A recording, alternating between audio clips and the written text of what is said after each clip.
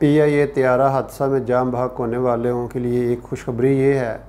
हदीस में आता है कि जो जुम्मा के दिन, चूँकि ये जुम्मा के दिन वक़ूआ हुआ है और जुम्मा के दिन जो बंदा उसको मौत आती है, मसनद अहमद की हदीस है कि वो अज़ाब कब्र से महफूज रहेगा।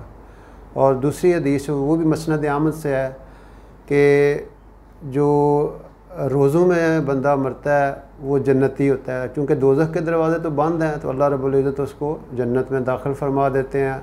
और तीसरी खुशखबरी उन लोगों के लिए ये है कि आग से जल कर वफ़ात पाने वाला जो मुसलमान होता है वो शुहदा में आता है, वो शहीद होता है।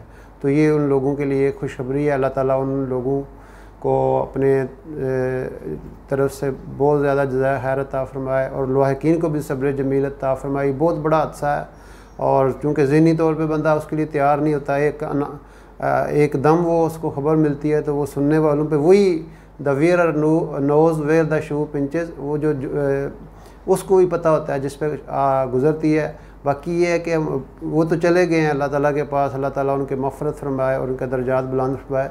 जो पिछले ख़ास तौर पे जो हमारे PIA हुकाम है उनके लिए ये सोचने की बात है कि जो तकदीर का लिखा होता है वो टाल नहीं सकता, इसमें कोई शक नहीं है। हमारा अक़ीदा है कि एक पत्ता भी अल्लाह के हुक्म के बगैर नहीं हरकत करता।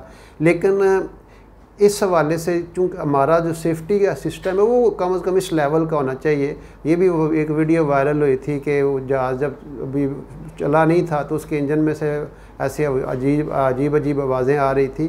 तो इस हवाले से हुकाम को कोई भी फ़्लाइट है और बड़े बड़े कीमती लोग होते हैं, हर इंसान ही कीमती है।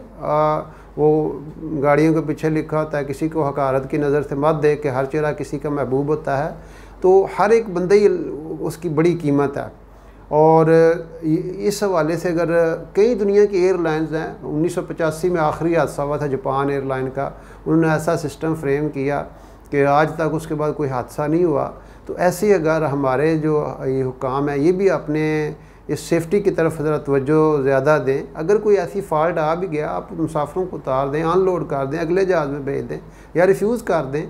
लेकिन इस वजह से कि ऑलरेडी अगर एक फ़ाल्टी प्लेन है उसके अंदर ट्रैवल करवाना, ये तो खामखा आवाम की जो जान से खेलने वाली बात है। और फिर एक तैयारा, एक ऐसा तैयारा, ये जो A320 जो तैयारा है, $101 मिलियन इसकी प्राइस है। अब आप एक मामूली से फ़ाल्ट की वजह से अगर अपना इतना अरबों रुपए का नुकसान कर रहे हैं, फिर आप उनको हर्जाना देना पड़ता है और कई मसाइल होते हैं। इसलिए ये आप अपना पूरा मुकम्मल सेफ्टी प्रिकॉशनरी मैयत लें। उसके बाद आगे वो क्या इकबाल ने कहा कि तवक्कल का ये मतलब है कि खंजर तेज़ रख अपना, फिर खंजर की तेज़ी को मुकद्दर के हवाले कर। ये मतलब है कि हम अपना पूरा करें, बाकी जब तकलीफ़ आ जाती है तो ये ना हो कि हम इन्हीं लोगों की ज़ुबान से ये ना हो कि जी ये इनकी नाअहली की वजह से हादसा हुआ है। मतलब है कि वो एक अल्लाह वाले जा रहे थे, किसी ने उनको पत्थर मारा तो वो पीछे देखने लगे कि किसने मारा, तो वो कहते हैं आप तो कहते हैं सब कुछ अल्लाह ही करता है, तो हम पिछू की वेंदे हो पे। उन्हें कहा ये नहीं गल है कि मैं वेख ना बदबख्ती का मुजाहरा किन्ने किया है, ये मैंने पता है अल्लाह ही है सारा। तो मामला ये होता है कि सारा कुछ होता है अल्लाह ही की तरफ से है। लेकिन ये है कि अब उसमें जो मुरद इल्ज़ाम ये लोग ना आएँ जो ऑपरेट करने वाले हैं, जो सिस्टम को चलाने वाले हैं, जो एविएशन वाले हैं, जो PIA वाले हैं। इसलिए हम अपनी तरफ से पूरी कोशिश करें।